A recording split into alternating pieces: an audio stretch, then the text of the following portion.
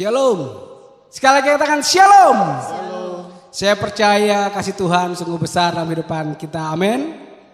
Kita bersyukur di pagi hari ini kita sudah masuk di bulan yang baru. Di minggu pertama di bulan September. Saya percaya itu karena kasih karunia Tuhan. Kita siapkan hati kita. Sebentar kita akan mandi dalam perjamuan kudus. Saya percaya bahwa Tuhan akan melawat setiap kita. Saya percaya hadirat Tuhan tidak pernah dibatasi oleh waktu dan tempat. Siapkan hati kita berdoa. Bapa di surga, kami bersyukur untuk kasih setia Tuhan dan keluarga kami. Dalam setiap kami Tuhan, kami bisa melihat pertolongan Tuhan yang luar biasa. Kami bisa melihat mujizat-mujizat yang Tuhan berikan bagi setiap kami. Dan pada pagi hari ini Tuhan, terima kasih untuk segala sesuatunya, untuk semuanya yang sungguh baik adanya. Pada pagi hari ini Tuhan, kami siapkan hati kami Tuhan, untuk datang kepada Tuhan, untuk menyembah, untuk menikmati Engkau lebih dalam lagi. Terima kasih Tuhan, hanya Engkau yang layak satu-satu yang kami puji. Kau yang satu-satunya yang layak kami sembah. Di dalam nama Yesus, haleluya.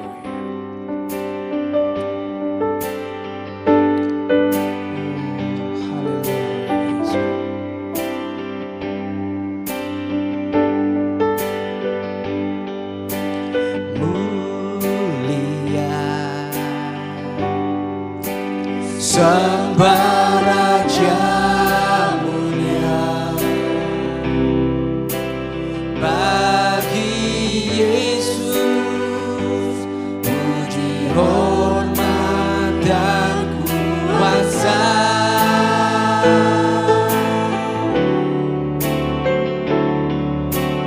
Mulia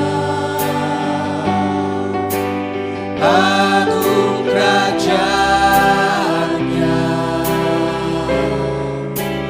dari surga datang untuk setiap umatnya. Dipuji, ditinggikan namanya Yesus. Hormat dan mulia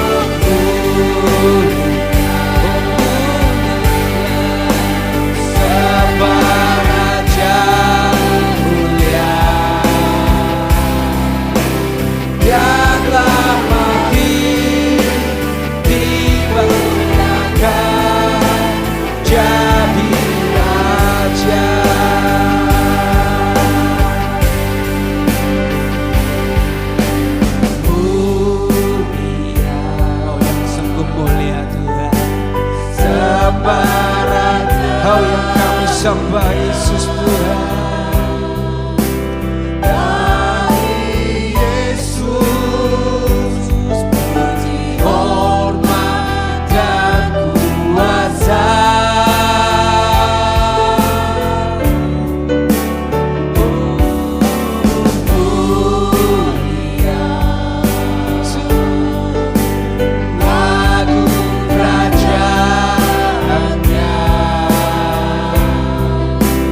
Dan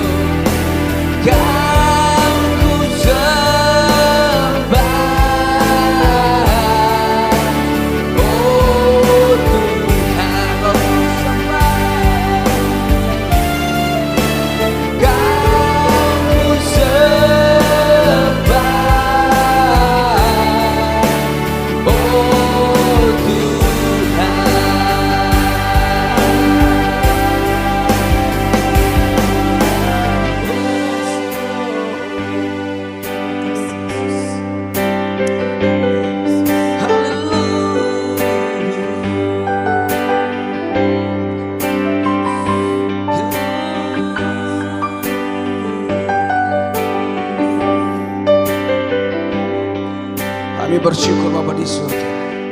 Kami menyembah Allah yang hidup, Allah yang tidak pernah berubah dari sekarang sampai selama-lamanya. Kuasanya tetap sama, bisa kami menikmati Tuhan pada hari ini. Terima kasih Bapa di surga. Biarlah pujian ini Tuhan menjadi suatu ungkapan isi hati kami, bahwa kerinduan kami untuk selalu menyembah Engkau, memuji Engkau Tuhan. Itu menjadi gaya setiap hidup kami Tuhan, untuk terus lebih dalam menikmati Engkau Tuhan.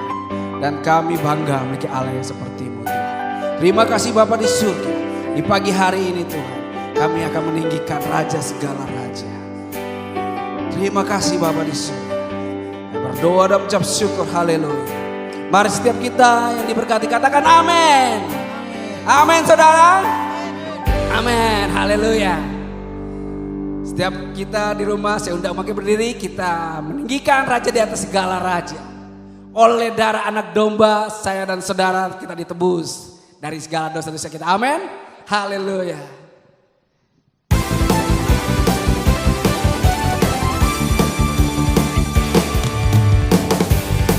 Anak domba, oleh kesaksian kita, iblis dikalahkan, kuasanya dihancurkan oleh darah anak domba. Oleh darah anak domba, oleh kesaksian kita,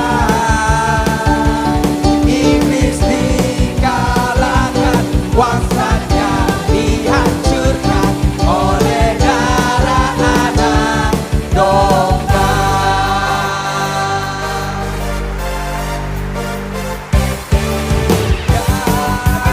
Telah tiba, selamat dan kuasa, dan pemerintahan Allah kita, kuasanya yang diurapinya, karena telah dilemparkannya para pendakwa kita. Sekaranglah tiba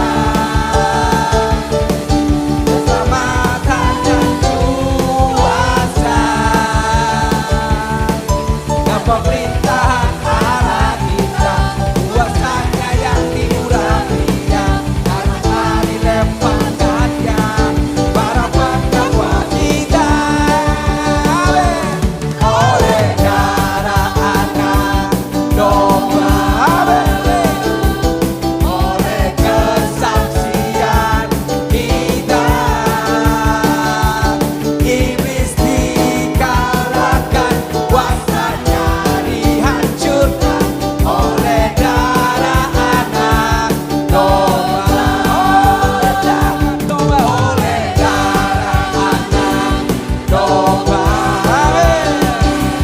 Oleh kesaksian kita,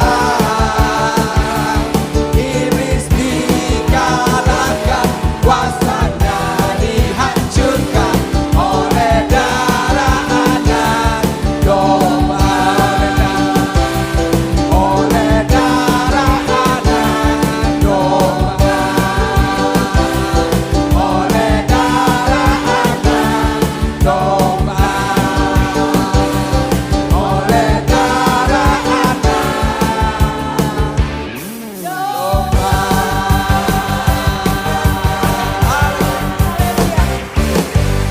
Haleluya, luar biasa. Oleh karena darah anak domba kita diselamatkan. Amin. Silakan duduk, kita lebih dalam lagi untuk menyembah Tuhan. Karena kuasanya sungguh indah dalam kehidupan saya dan saudara. Pengorbanannya yang luar biasa. Haleluya.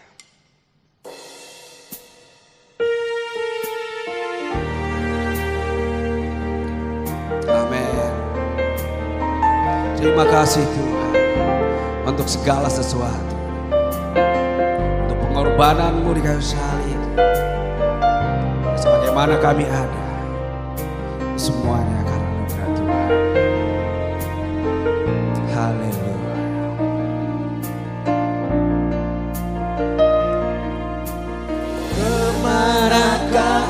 aku dapat pergi menjauhi rohmu yang suci, sahabat. Dan kau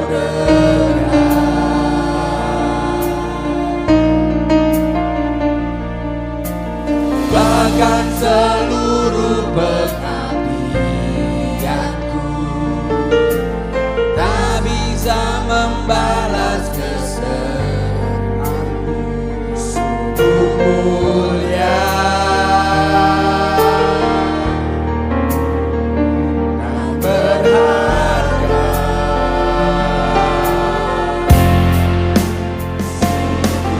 Besar pengorbananmu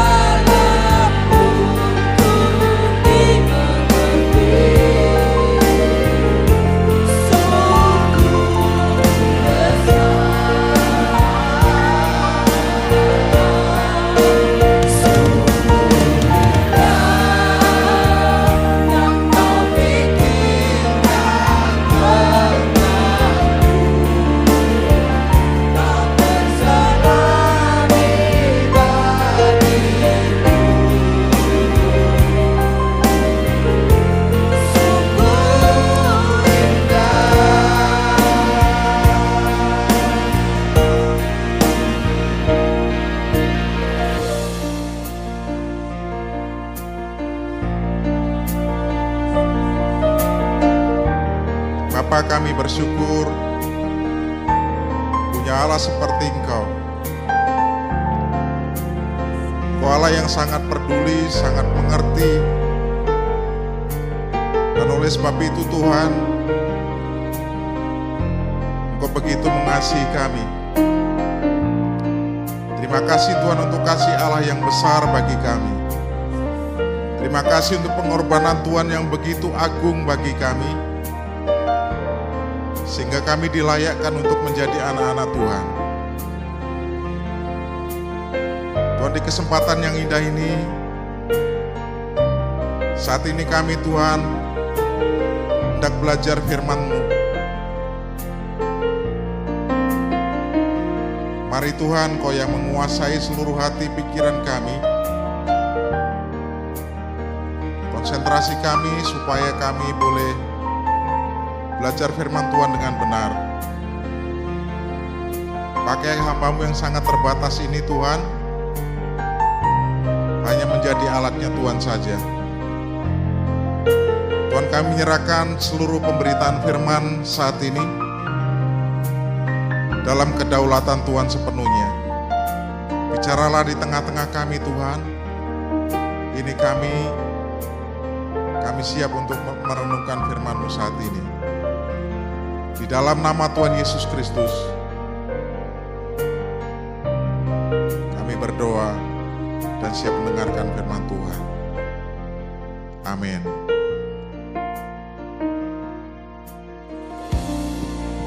Shalom, selamat pagi.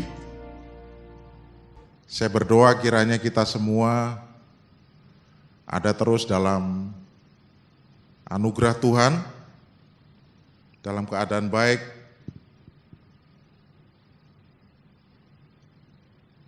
Dan saat ini kita akan kembali bersama-sama belajar firman Tuhan. Ada satu hal penting yang harus dimiliki oleh orang-orang yang sudah ada di dalam Tuhan. Dalam hal ini orang percaya.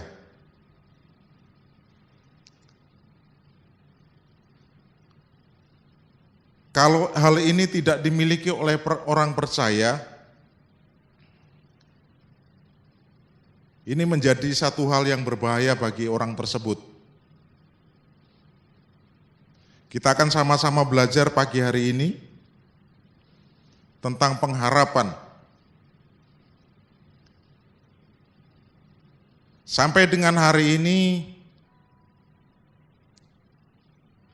bukan hanya saya, bukan hanya gereja kita, tetapi seluruh dunia sedang berharap pandemi COVID segera berlalu. Itu artinya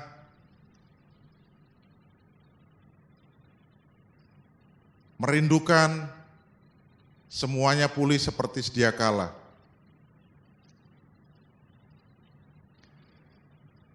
Kalau dipertanyakan kepada kita, apakah yang kita harapkan dari ibadah seperti ini? Tentu saja jawabannya akan berbeda-beda antara satu dengan yang lain. Ada yang berkata dalam hatinya, Pak, saya kepengen menikmati pujian penyembahan.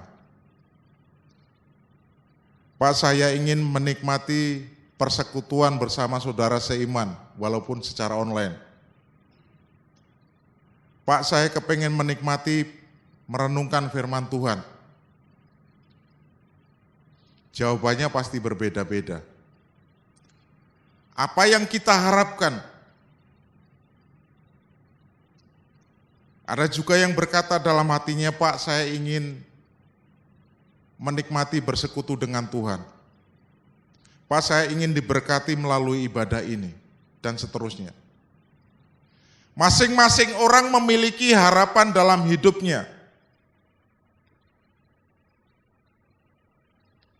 Seorang ayah biasanya punya harapan terhadap anaknya, atau orang tua terhadap anaknya pasti punya harapan. Anaknya diharapkan akan nanti kalau sudah besar seperti ini, seperti itu, dan lain sebagainya. Suami juga punya harapan terhadap istrinya. pengennya istrinya begini loh. Demikian juga sebaliknya. Pekerja juga punya harapan menikmati hasil dari yang dikerjakan. Petani juga berharap menikmati hasil dari usaha yang dilakukan sebagai seorang petani.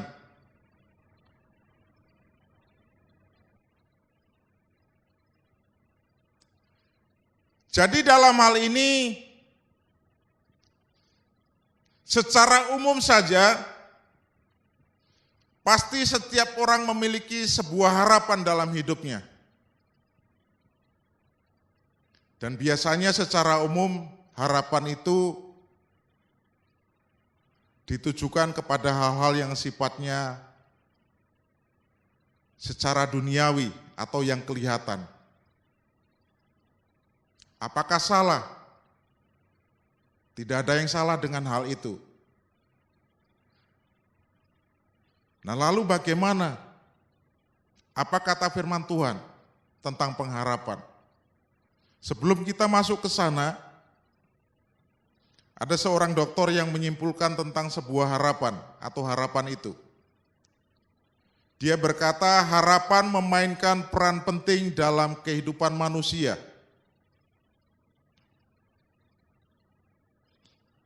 Pertama, harapan dapat mengangkat kesejahteraan hidup seseorang. Harapan memiliki korelasi yang sangat kuat dengan kesejahteraan. Yang kedua, dia simpulkan begini, harapan membuat seseorang menikmati kesehatan yang lebih baik. Artinya kalau orang itu hidupnya penuh harapan, penuh dengan harapan, biasanya orangnya akan antusias untuk menjalani hari-harinya. Dan itu membuat keadaan tubuh fisik secara fisik akan lebih baik. Nah, yang ketiga, dari kesimpulannya tentang harapan disimpulkan begini. Harapan dapat membuat hidup lebih panjang atau dengan kata lain umurnya lebih panjang.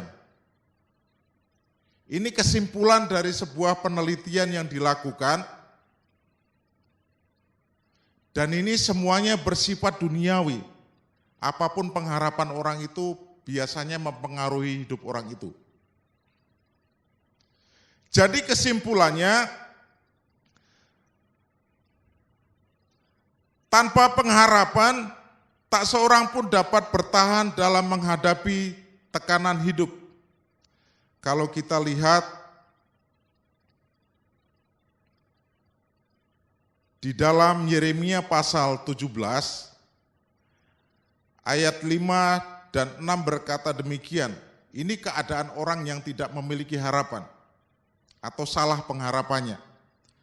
Beginilah firman Tuhan, terkutuklah orang yang mengandalkan manusia, yang mengandalkan kekuatannya sendiri, dan yang hatinya menjauh daripada Tuhan. Kata mengandalkan di situ dalam terjemahan yang lain bahasa Indonesia masa kini, itu diterjemahkan berharap kepada manusia. Artinya kalau ini terjadi,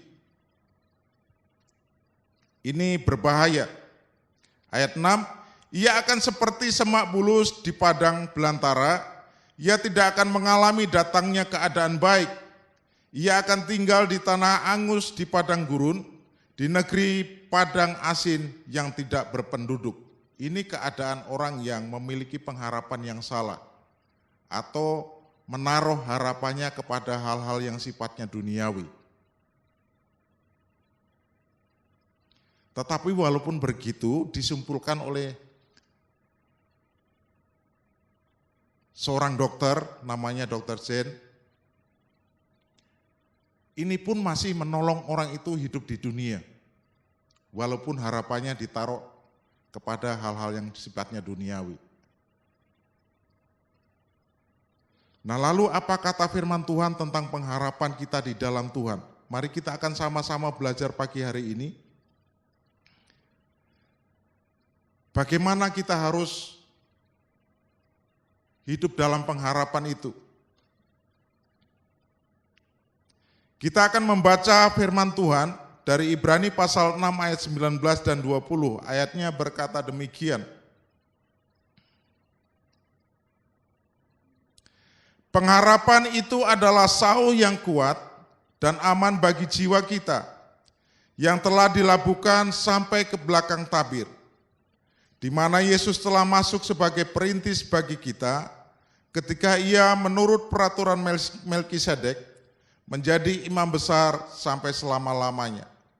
Dari dua ayat ini kita akan bersama-sama belajar pengharapan sejati itu seperti apa. Kita akan sama-sama belajar tentang pengharapan di dalam Tuhan itu harusnya seperti apa. Saya kasih tema, subtema hidup dalam pengharapan sejati. Kita akan lihat sama-sama ayat 19. Kita akan belajar apa itu pengharapan. Ayat 19 berkata demikian. Pengharapan itu adalah sauh yang kuat dan aman bagi jiwa kita yang telah dilabuhkan sampai ke belakang tabir. Bapak, Ibu, saudaraku sekalian yang dikasihi oleh Tuhan, ayat ini berkata pengharapan itu adalah sauh.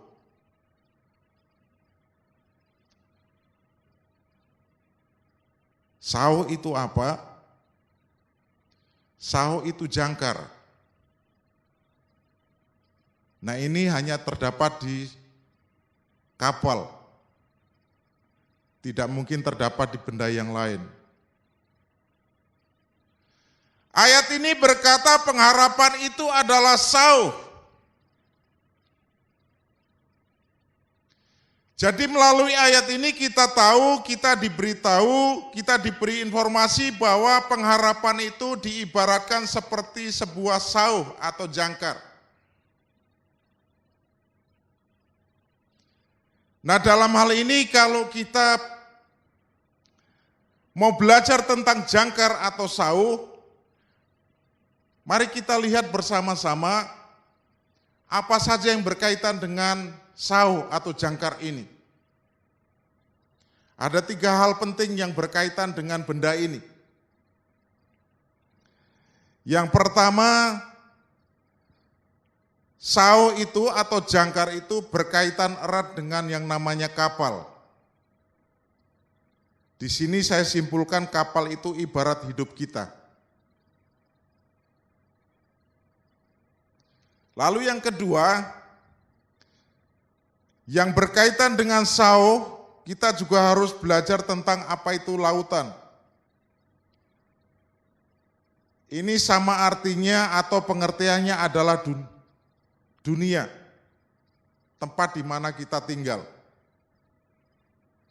Nah, bagian yang ketiga yang berkaitan dengan sauh atau jangkar, itu ada dermaga atau pelabuhan.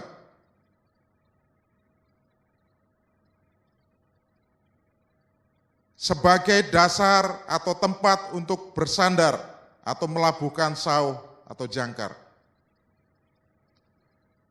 Nah, kenapa kita harus lihat ke sini dulu, apa yang berkaitan dengan sauh atau jangkar itu?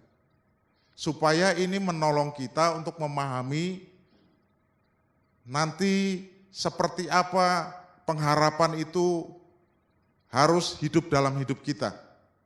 Fungsinya apa sih? Untuk apa?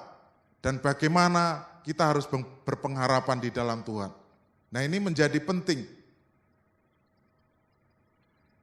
3 hal ini nanti akan menolong kita untuk melihat apa itu pengharapan. Jadi dalam hal ini mari kita sama-sama akan kembali ke ayat 19. Pengharapan itu adalah sauh yang kuat dan aman bagi jiwa kita, yang telah dilabuhkan sampai ke belakang tabir. Mari kita lihat bersama-sama sauh yang kuat dan aman bagi jiwa kita. Ada sebuah pertanyaan di situ. bagaimana supaya sauh yang kuat dan aman bagi jiwa kita itu kita alami. Ayat ini berkata bahwa sauh yang kuat dan aman bagi jiwa kita. Artinya kalau pengharapan kita benar, jangkar kita benar, itu kita bisa kuat hidupnya. Jiwa kita bisa aman di situ. Secara rohani kita akan terus menjadi orang-orang yang kuat dalam menghadapi segala sesuatu. Seperti sebuah kapal. Dalam kondisi apapun dia akan tetap aman di situ. Nah, ini pertanyaannya bagaimana caranya supaya hal itu terjadi. Kita bisa alami seperti ayat 19 ini, kita menjadi kuat, kita menjadi aman. Jiwa kita menjadi tenang di situ. Nah, ini menjadi penting. Itu artinya kita tidak cukup hanya memiliki jangkar atau pengharapan, tidak cukup berhenti sampai di situ. Mungkin selama ini kita sudah memiliki banyak harapan dalam hidup ini. Seperti tadi yang saya sampaikan di awal, kita mungkin punya pengharapan akan usaha yang kita sedang kerjakan. Suatu hari saya akan hidup dari situ.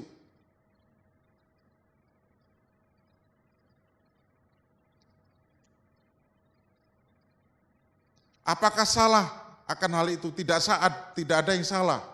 Cuman kalau kita pertaruhkan seluruhnya di situ, hati-hati.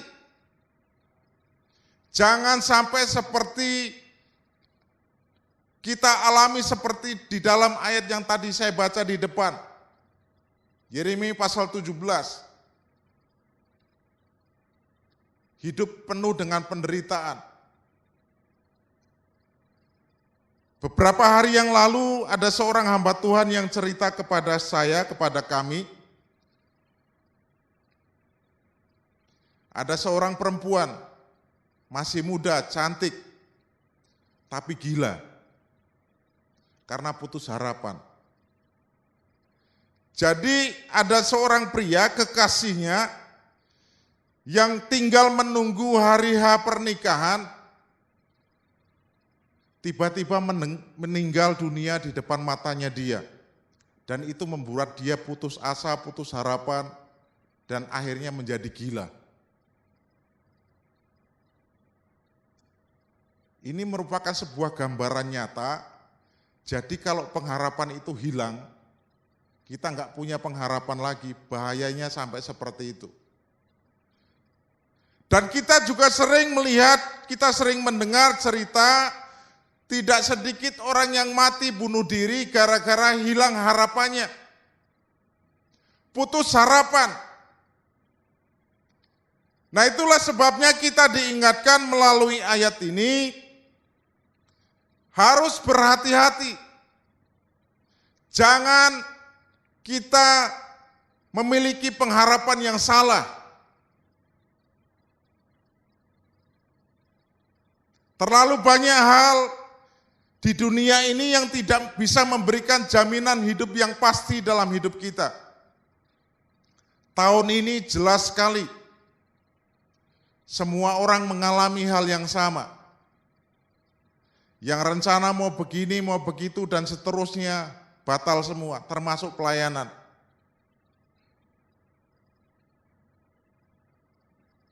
Berubah semua acaranya. Rencananya semua berubah. Bukan hanya skala kecil, skala besar semua acara berubah. Ditunda tahun berikutnya. Itu artinya keadaan dunia ini atau dunia ini tidak bisa menjamin apa-apa kalau kita berharap sepenuhnya di situ. Oleh sebab itu, mari kita sama-sama kembali kepada ayat firman Tuhan ini. Dari ayat 19 ini kita akan mengerti, kita akan tahu, kita akan ketemu harus seperti apa pengharapan kita di dalam Tuhan itu.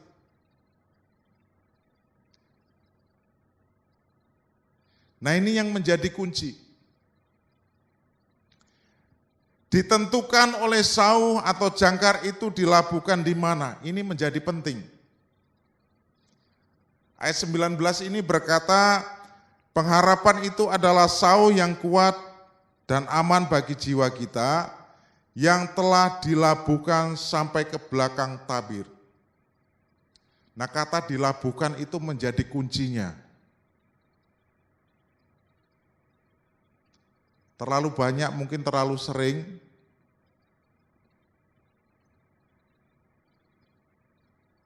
Bahkan di level hamba Tuhan juga saya sering lihat. Orang melayani yang diharapkan lain. Dan itu menjadi motif yang salah. Ada orang yang melayani tujuannya uang. Berharap dapat uang dari situ, berharap hidup dari situ.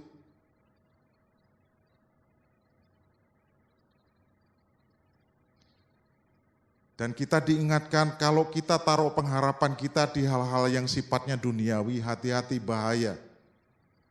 Satu saat kita akan kecewa berat. Kalau hanya kecewa yang biasa itu oke lah, kita disadarkan. Tetapi kalau sampai menjadi gila dan putus asa, bunuh diri, itu fatal sekali. Dan itu terjadi di mana-mana. Kalau kita menaruh pengharapan kita bukan kepada tempat yang sesungguhnya, yang seharusnya kita taruh pengharapan iman kita, hati-hati dan bersiaplah, satu saat kita akan kecewa. Saya juga sering lihat, dan saya juga pernah alami, sebagai jemaat biasanya itu berharap kepada hamba Tuhannya. Dan hamba Tuhan itu bisa mengecewakan dia. Oleh sebab itu ayat yang tadi saya baca itu di depan, jangan berharap kepada manusia.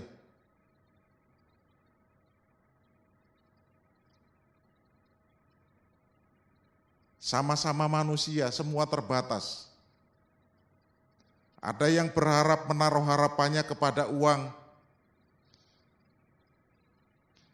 Ada yang berharap kepada usahanya, ada yang berharap bergantung hidupnya kepada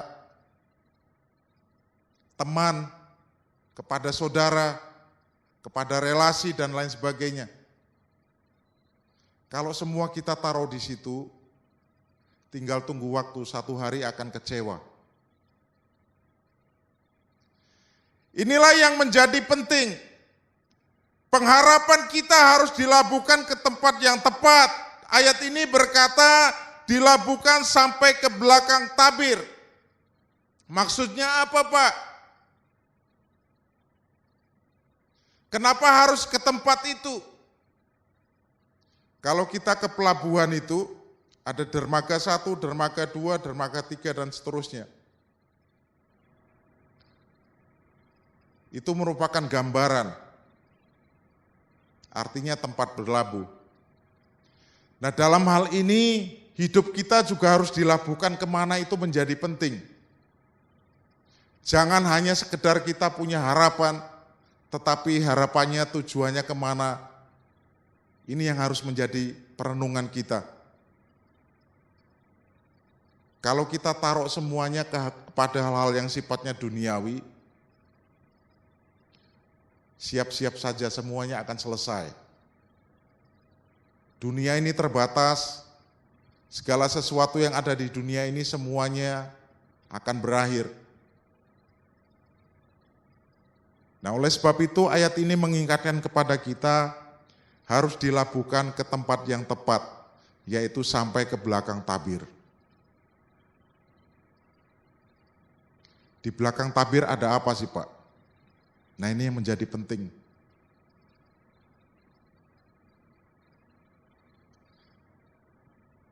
Kita akan sama-sama melihat ayat 20.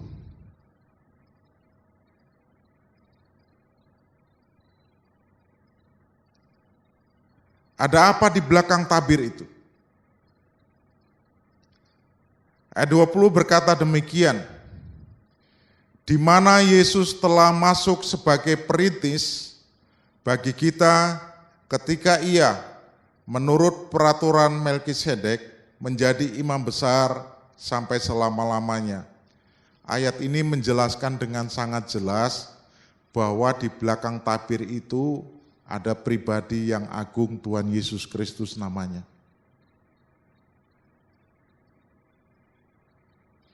Kata di belakang tabir di dalam terjemahan bahasa Indonesia masa kini itu diterjemahkan sampai ke surga. Rumah Tuhan di surga. Itu artinya kita harus melabuhkan pengharapan kita sampai ke surga, di mana Tuhan Yesus ada.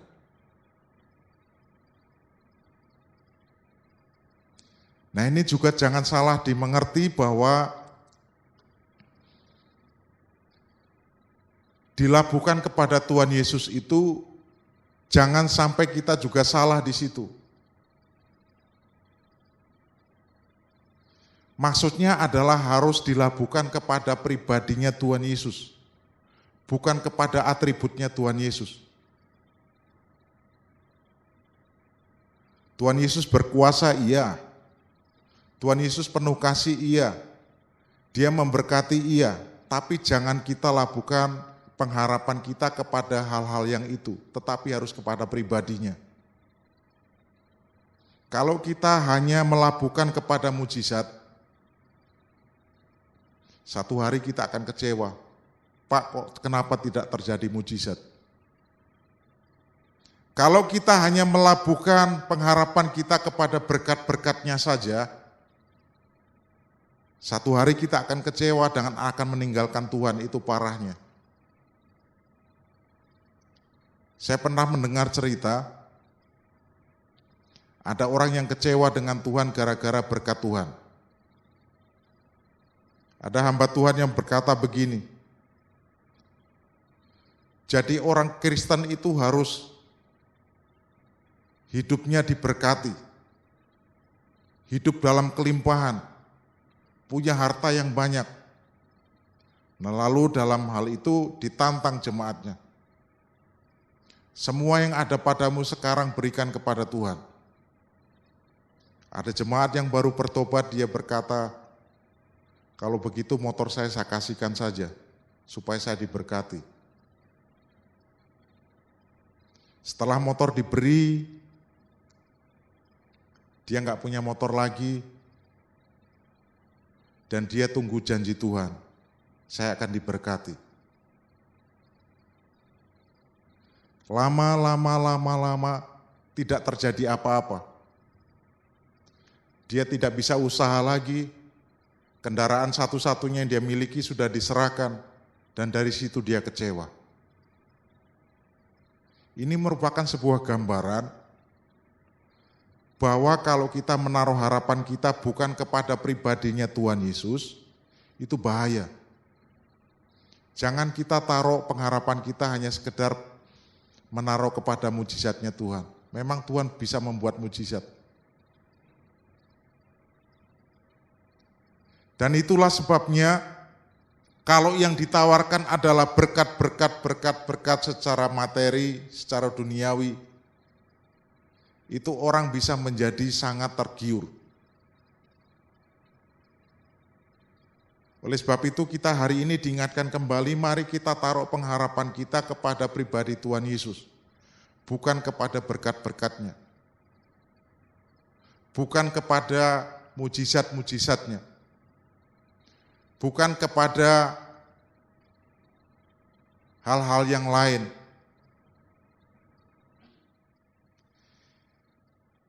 Di mana Yesus telah masuk sebagai perintis. Peristiwa ini terjadi,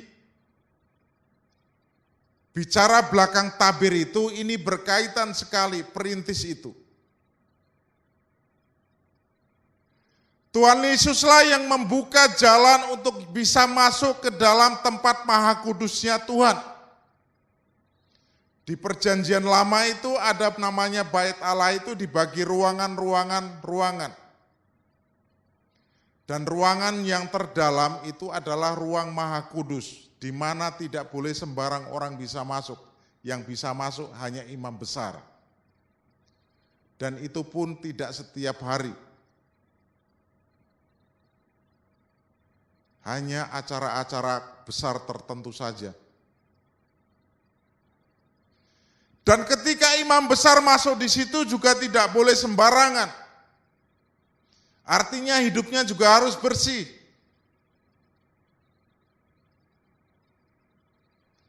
Karena jika masuk ke situ dengan kenajisan, imam juga bisa mati di dalam. Itu artinya tempat itu benar-benar tempat yang mulia, tempat yang benar-benar harus dihargai sedemikian tinggi. Dan ayat firman Tuhan ini berkata, Yesus telah masuk sebagai perintis, dialah yang mendahului kita, membuka jalan supaya kita bisa masuk ke belakang tabir, sampai ke surga. Nah inilah yang menjadi penting. Dialah imam besar yang ditentukan melalui peraturan Melkisedek untuk selama-lamanya. Dialah imam besar yang kita miliki, yaitu Tuhan Yesus itu sendiri. Dan kalau kita taruh pengharapan kita kepada Dia, inilah yang menjamin hidup kita. Kita akan memiliki kekuatan yang luar biasa, kita akan aman di situ, akan tenang di situ. Kita menggantungkan seluruh hidup kita kepada Allah yang kekal. Dunia ini semua sementara. Kalau kita bergantungkan hidup kita di situ, bahaya. Makanya firman Tuhan mengingatkan kepada kita, jangan taruh pengharapan kita kepada hal-hal yang duniawi. Apakah tidak boleh berharap usaha diberkati, Pak? Boleh, tapi jangan itu jadi prioritas utama. Itu maksudnya. Semua yang bekerja keras berhak untuk menerima hasilnya. Itu janji firman Tuhan, itu hukum dunia. Itu hukum yang berlaku. Tetapi harapan kita yang sesungguhnya, pengharapan kita harus ditaruh kepada pribadi Tuhan Yesus itu sendiri. Tidak di tempat yang lain. Nah inilah yang membuat orang menjadi kuat, orang menjadi aman, jiwanya menjadi tenang di situ. Sebab kita bergantung, kita bersandar, kita berharap penuh kepada pribadi yang adalah sumber kehidupan itu sesungguhnya. Kita akan menikmati ketenangan yang sesungguhnya, kita akan menikmati kekuatan yang sesungguhnya. Tubuh kita boleh lemah, tetapi kekuatan daripada Tuhan itu super power sekali. Dan itu yang membuat orang bisa kuat menghadapi segala sesuatu. Usaha kita mungkin sedang bermasalah, pekerjaan kita sedang tidak pasti, tetapi kalau kita taruh pengharapan kita kepada Tuhan Yesus, kita akan kembali tenang di situ. Kita akan memiliki kekuatan yang lebih. Dan itulah sebabnya janji firman Tuhan, diberkatilah orang yang mengandalkan Tuhan, yang menaruh harapannya kepada Tuhan. Yeremia pasal 17 ayat 7. Itu yang akan terjadi. Diberkati hidupnya. Artinya menjadi kuat, menjadi aman di dalam Tuhan. Bersama Tuhan kita bisa semuanya. Bisa melalui segala situasi. Dan sebagai ayat penutup, Roma pasal 15 ayat 13 berbunyi demikian. Semoga Allah sumber pengharapan memenuhi kamu dengan segala sukacita dan damai sejahtera dalam iman kamu, supaya oleh kekuatan Roh Kudus kamu berlimpah-limpah dalam pengharapan. Mari tim worship saya undang untuk naik ke depan.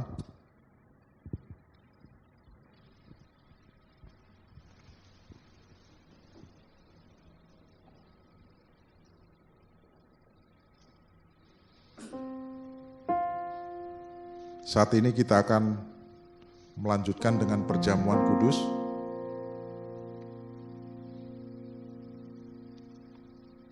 Sebelum kita menikmati perjamuan kudus, mari kita dengar pesan firman Tuhan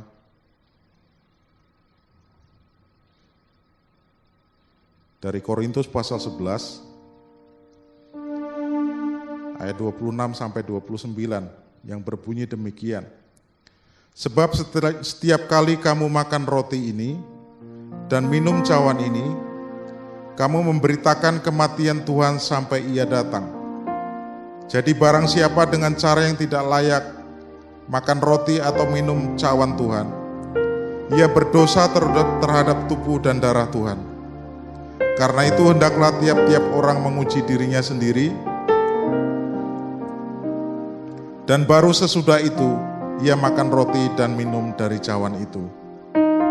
Mari kita berdoa sebelum kita menikmati perjamuan kudus. Bapa di dalam surga, terima kasih Tuhan untuk pesan firman-Mu. Kami bersyukur Tuhan, Engkau-lah yang sudah datang dari surga,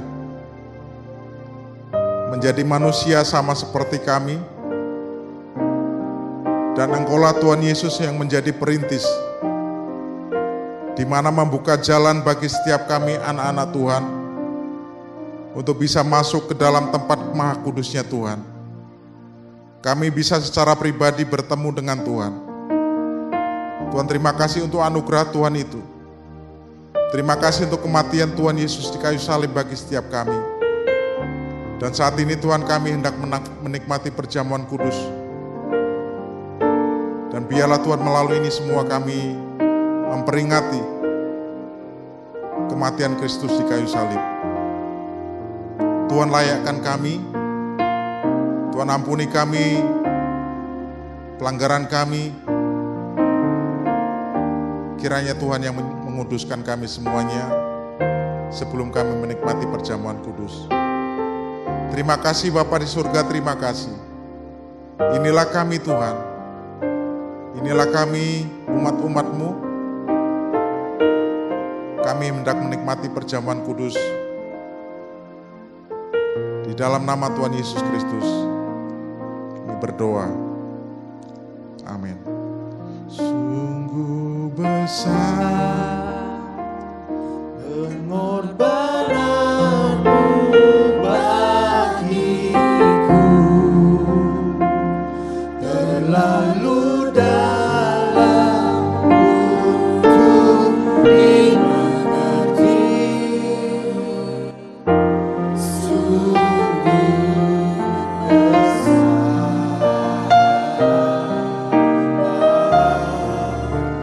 sungguh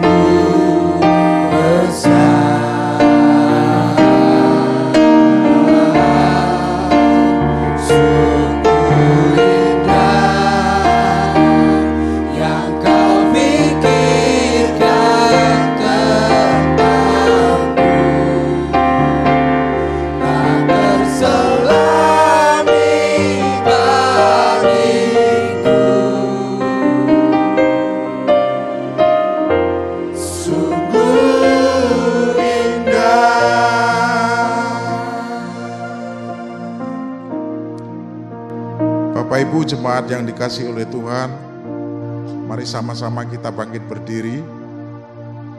Kita akan menikmati roti dan anggur perjamuan kudus.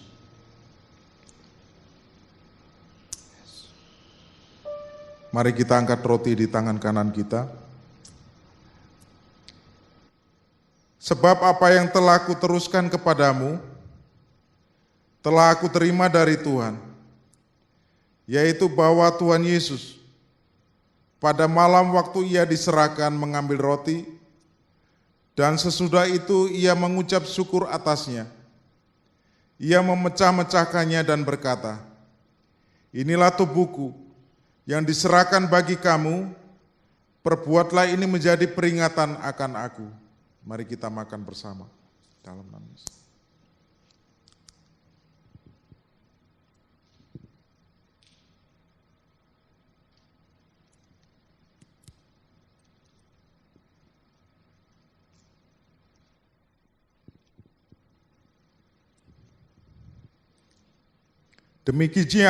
Demikian juga ia mengambil cawan sesudah makan lalu berkata, "Cawan ini adalah perjanjian baru yang dimeteraikan oleh darahku. Perbuatlah ini setiap kali kamu meminumnya, menjadi peringatan akan aku." Mari kita minum bersama.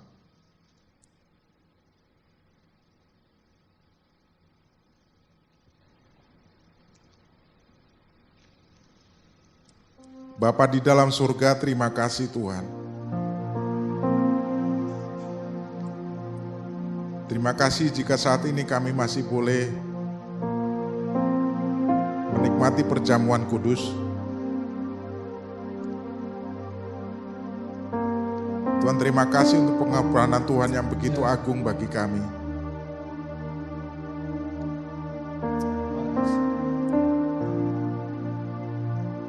Karya Kristus di kayu salib sungguh Tuhan, itu anugerah terbesar dalam hidup kami. Darahmu dicurahkan, tubuhmu diserahkan. Semua hanya untuk kami Tuhan. Kami orang berdosa, tetapi Engkau rela menebus kami.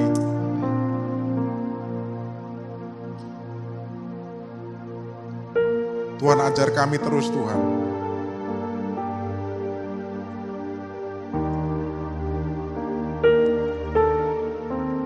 untuk selalu mengingat akan semua kebaikan Tuhan,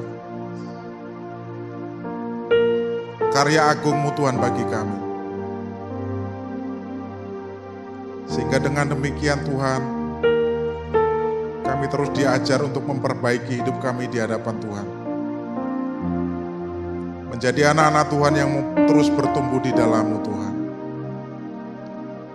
Bapa di surga, terima kasih sekali lagi untuk semua kebaikan Tuhan. Kasih-Mu Tuhan yang begitu besar bagi kami. Terima kasih untuk perjamuan kudus hari ini. Biarlah juga Tuhan, melalui ini semua, Tuhan juga boleh berkarya di dalamnya. Yang lemah dikuatkan, yang mengalami kelemahan tubuh disegarkan kembali.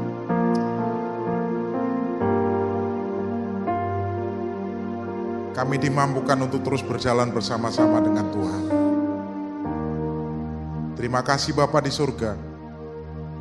Segala hormat, pujian, penyembahan, pengagungan kami hanya bagi Tuhan kami Yesus Kristus. Di dalam nama Tuhan Yesus Kristus, mengucap syukur untuk perjamuan kudus hari ini. Amin. Masih tetap berdiri, kita akan sama-sama membaca pengakuan iman rasuli. Pengakuan iman rasuli. Aku percaya kepada Allah, Bapa yang Maha Kuasa, Khalik langit dan bumi. Dan kepada Yesus Kristus, anaknya yang Tuhan kita, yang dikandung daripada Roh Kudus, lahir dari anak darah Maria, yang menderita di bawah pemerintahan Pontius Pilatus, disalibkan, mati dan dikuburkan, turun ke dalam kerajaan maut. Pada hari yang ketiga bangkit pula dari antara orang mati, naik ke surga, duduk di sebelah kanan Allah, Bapa yang Maha Kuasa, dan akan datang dari sana untuk menghakimi orang yang hidup dan yang mati. Aku percaya kepada Roh Kudus, gereja yang kudus dan am, persekutuan orang kudus, pengampunan dosa, kebangkitan daging, dan hidup yang kekal. Amin. Silakan duduk.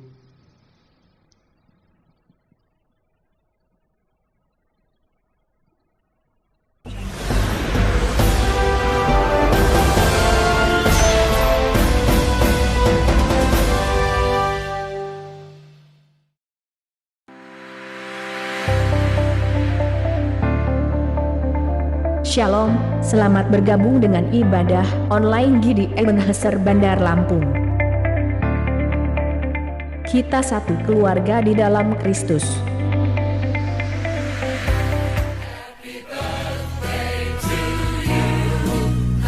Bapak Ibu yang berulang tahun dalam minggu ini, kami ucapkan selamat ulang tahun, semoga sukses selalu. Tuhan memberkati.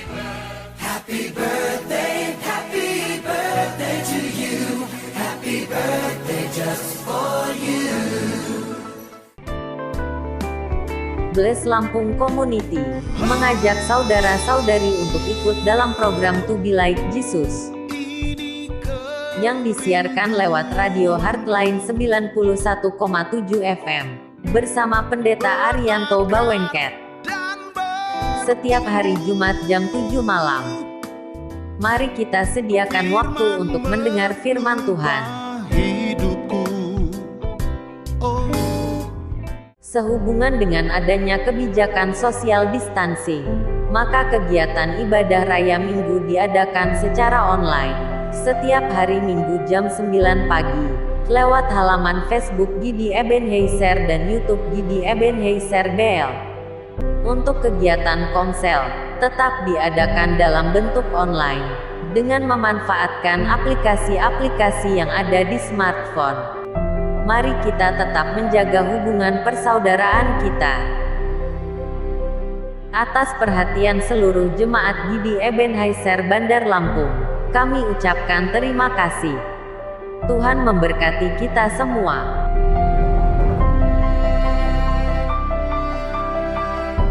Ya, kita akan mengakhiri ibadah pada pagi hari ini. Saya undang Bapak Ibu yang di rumah bangkit berdiri. Kita akan pujian, kami memuji kebesaran-Mu. Haleluya.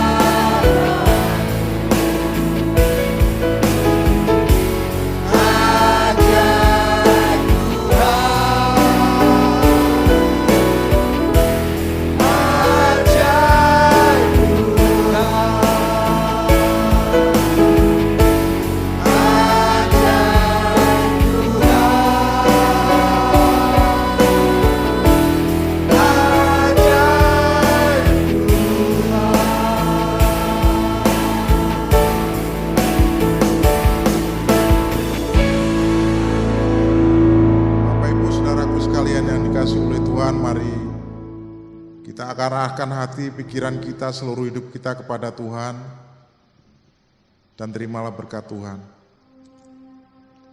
Kiranya rahmat dan damai sejahtera dari Allah Bapa, kasih sayang dari Tuhan kita Yesus Kristus,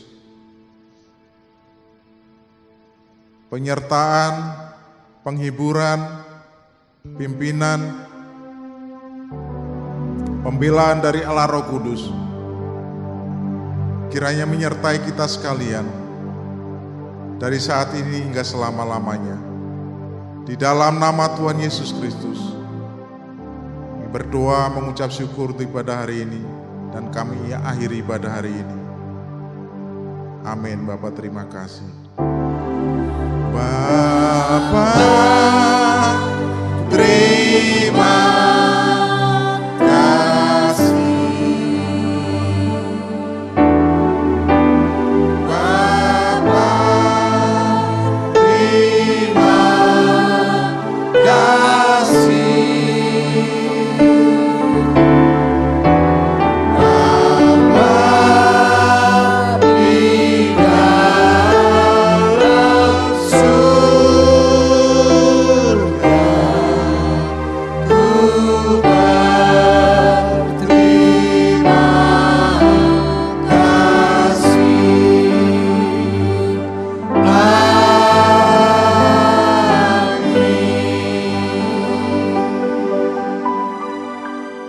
Selamat hari Minggu untuk kita semua. Tuhan Yesus memberkati.